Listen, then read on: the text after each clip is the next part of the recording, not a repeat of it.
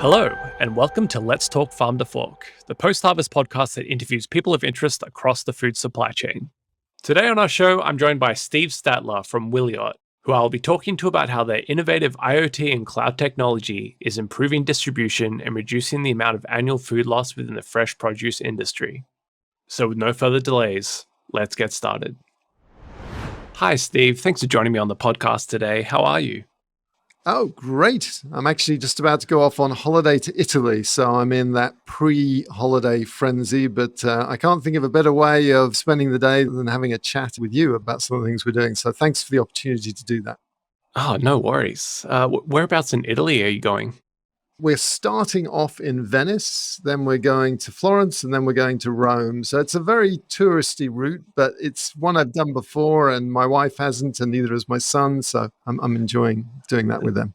Oh, that'll be lovely. My wife's from Trieste, which is near Venice, quite North Italy. Excellent. So it's a beautiful area. I'm quite jealous. It is. Well, my wife has actually been spending the last week and a bit hiking through the Dolomites. So she's already kind of in the zone. Wow. In that area.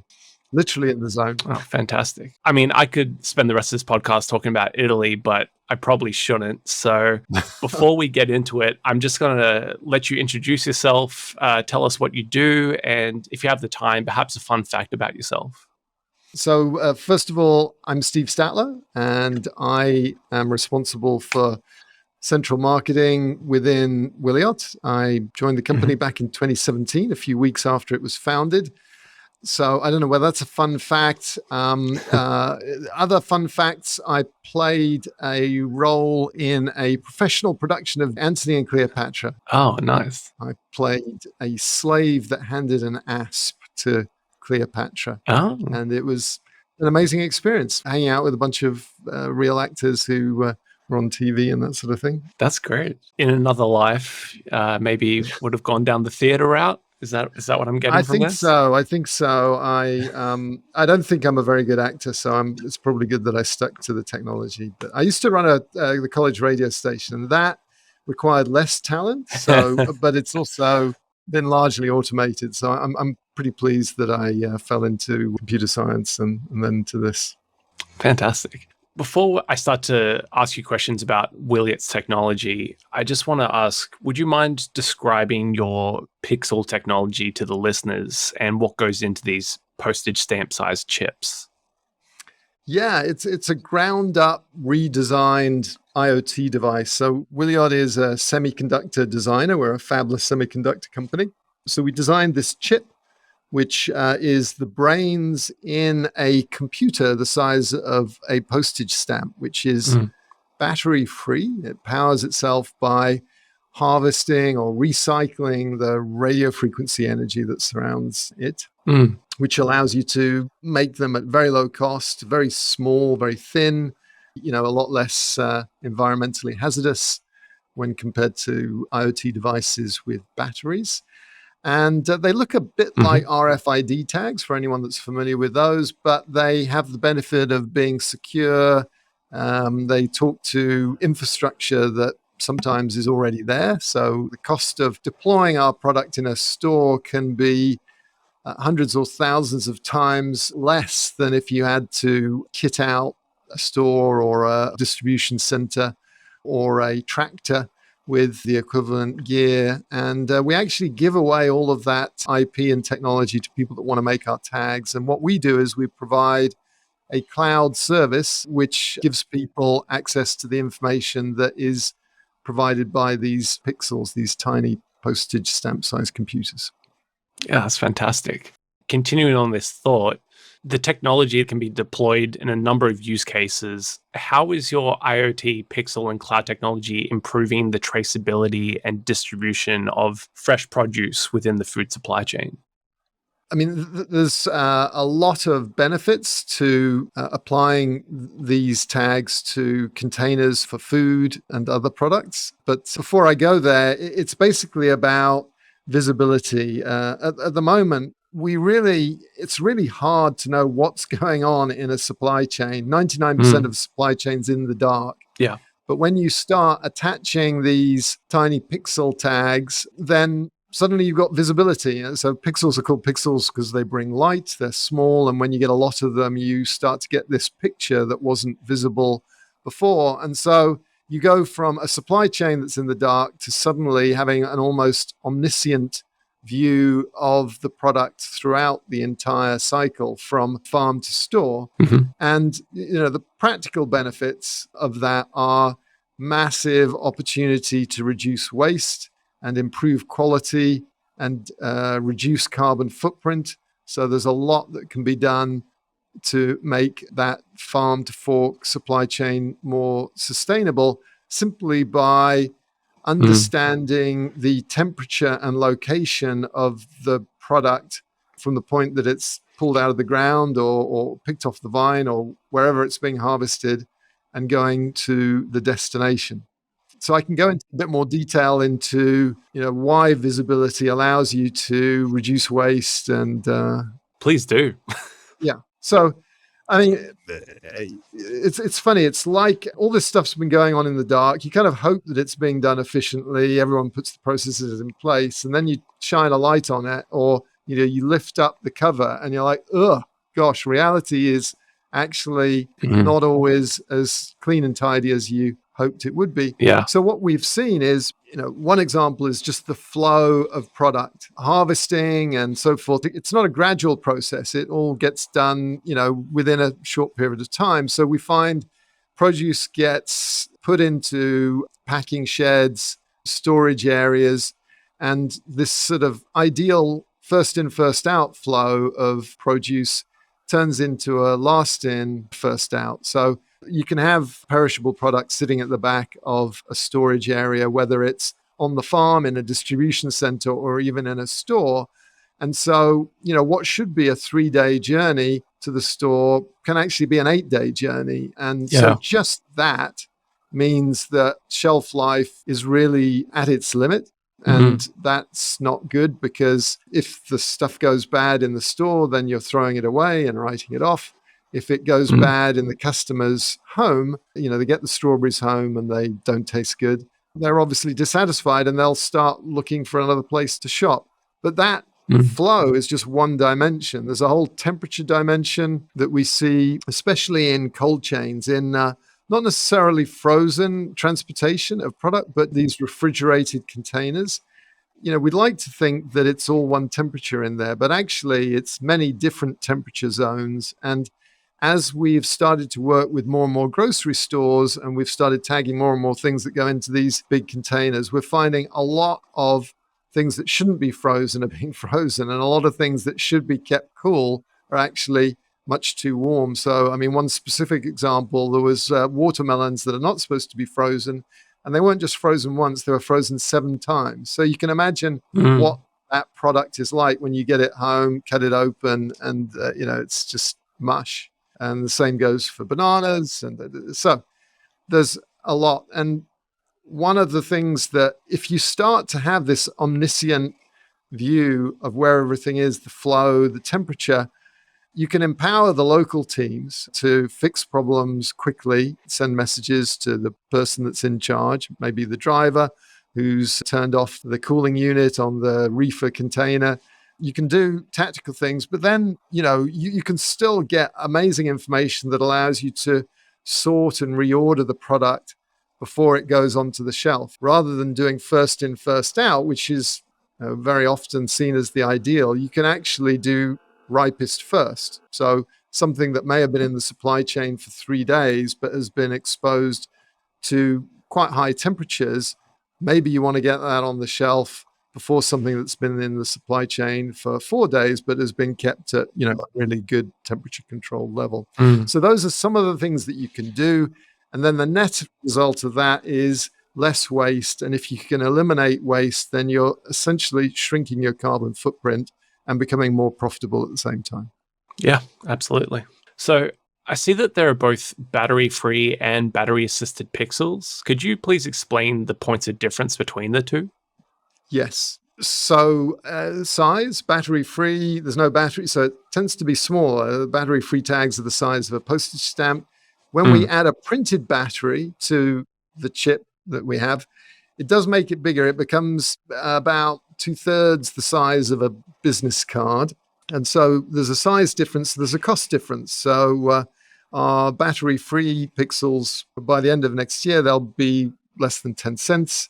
Our hope is that the battery-assisted pixels will be around about $1 in that time frame. So you add the battery, and it definitely makes it more expensive, but it has the advantage that you don't have to worry about there being radio waves to harvest energy from. So we frequently get the question, I'm on a desert island, I'm in the middle of nowhere, there's no radio energy to harvest. Yeah. Will your product work? And the answer is, well, no, it won't if it's battery free. But if you have a battery assisted pixel, should you wish to start doing serialization of your supply chain on a desert island, it will work. So that is, really the benefit. And they're both two different tools in the kit bag for people to use to get visibility of assets.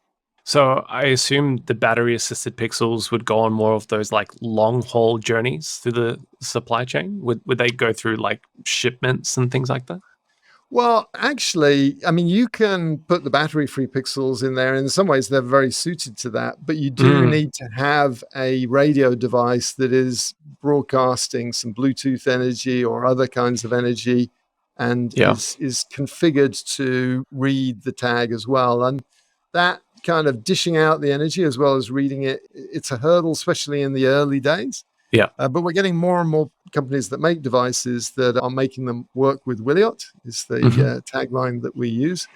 And in the future, 6G has been announced, and some of the feature sets include basically what we're doing. So we see a future where basically every radio device will work with ambient tags like ours, and so that will be less of a concern. The place where we see the battery-assisted tag work best is where you're crowdsourcing. It's not in a supermarket that's owned by the person that's doing the tagging, and the person that's doing the tagging wants the tags to be readable in every supermarket there is.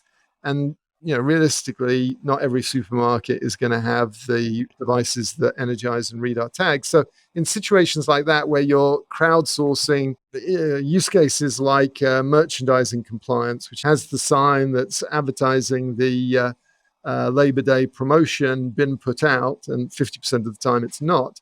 In cases like that, where you want anyone with a phone to read a tag randomly in any place, then that's the place where this battery-assisted pixel or tag really comes to the fore.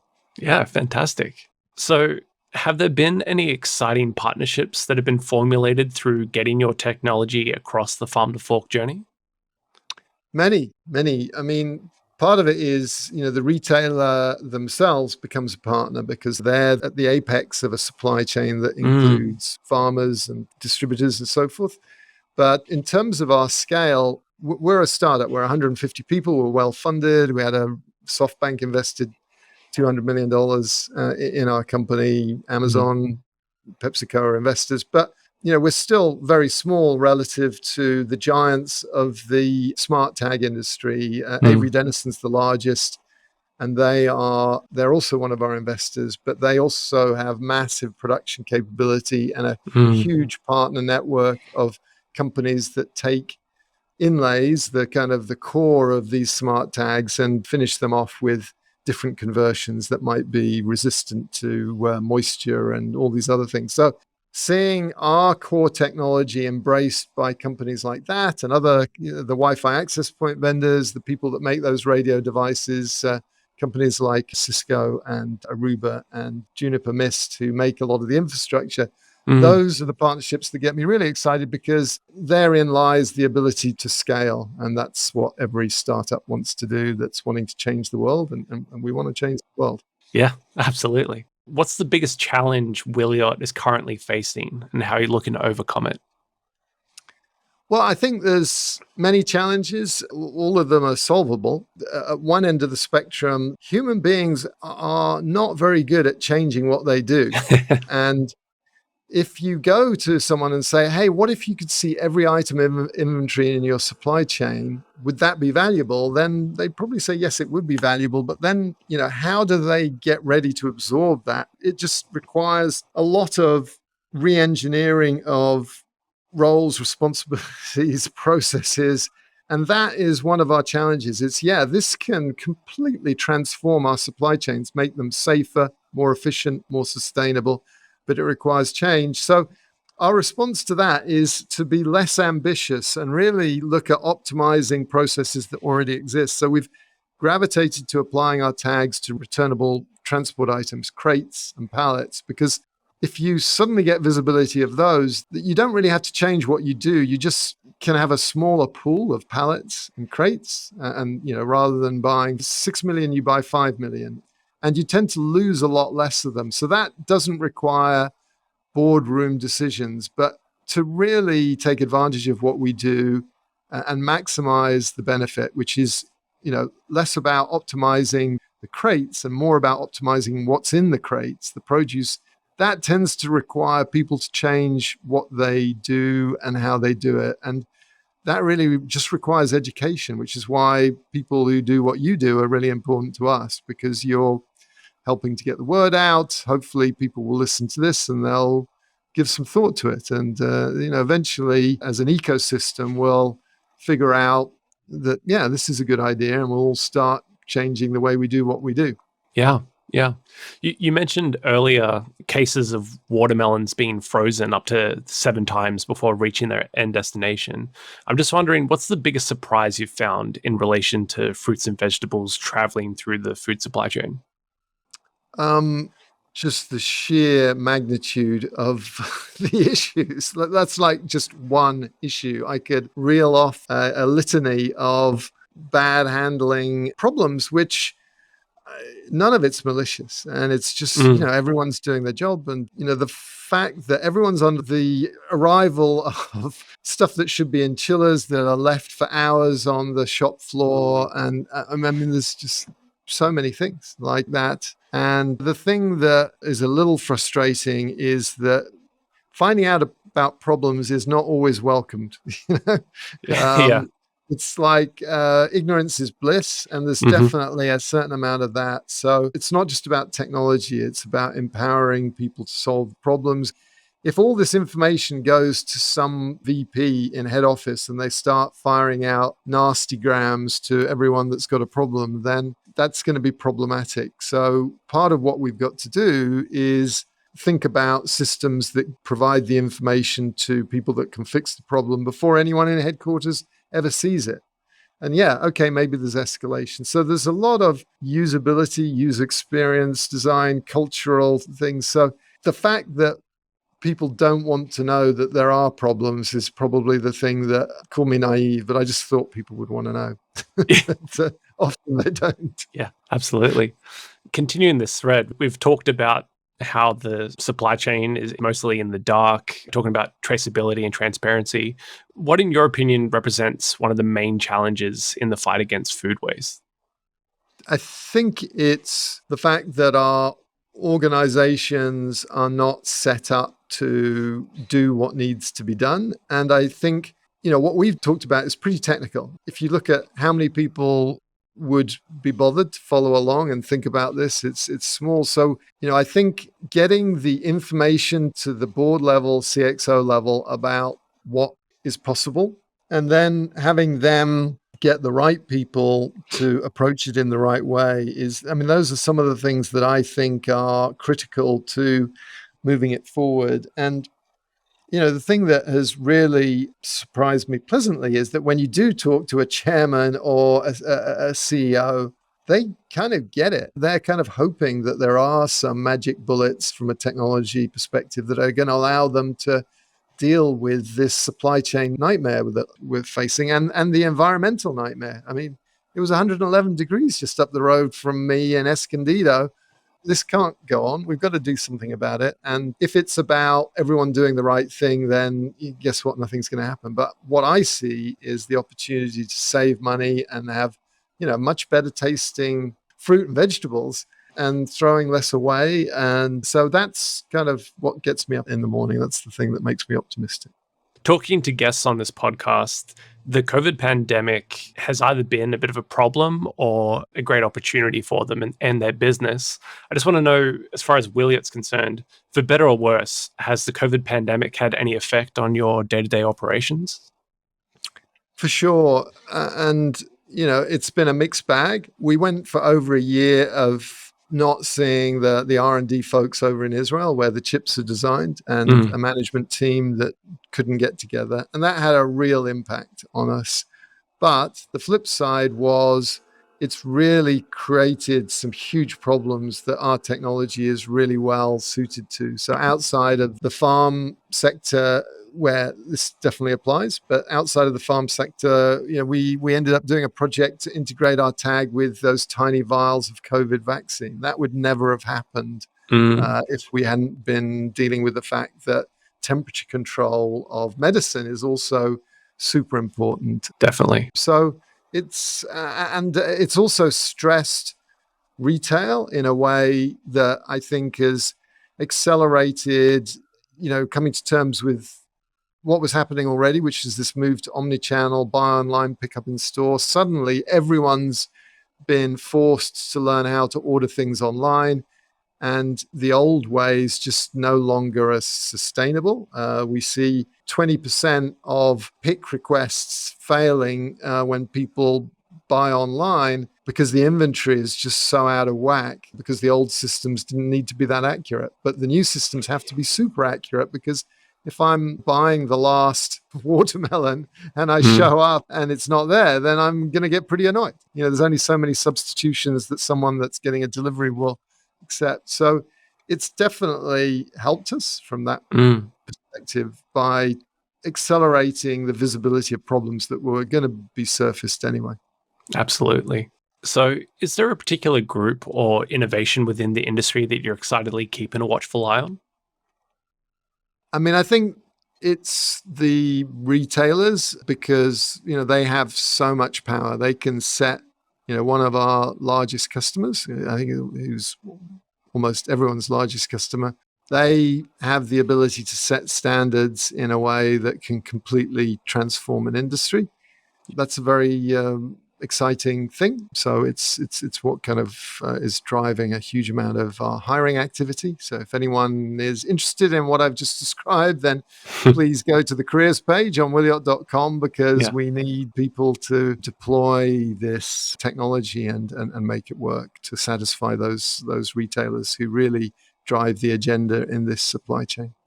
Yeah, great.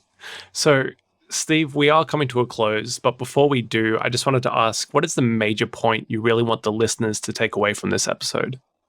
I think the key thing is the possibilities of what can be done. Start to think about, if everything was online and I could see where everything was, how could I change my business? And it's taken me years to really think through this to the extent that I have. And I think it's a very valuable thought experiment. And who knows, maybe you'll start up a new business, or maybe you'll start up a new business inside your own business, or maybe you'll bring in some technology that can address some of these big problems that we've been discussing. Yeah, that's great. Well, that's all for today's episode of Let's Talk Farm to Fork. Thanks for listening, and thank you, Steve, for joining me today. Oh, it's been a real pleasure. Thanks so much. If you'd like to know more about Steve and Wiliot, check out the link in the description of this episode. Make sure to subscribe to the podcast so that you never miss an episode. And don't forget to leave a review and share with your friends. Until next time, you've been listening to Let's Talk Farm to Fork, a post-harvest podcast.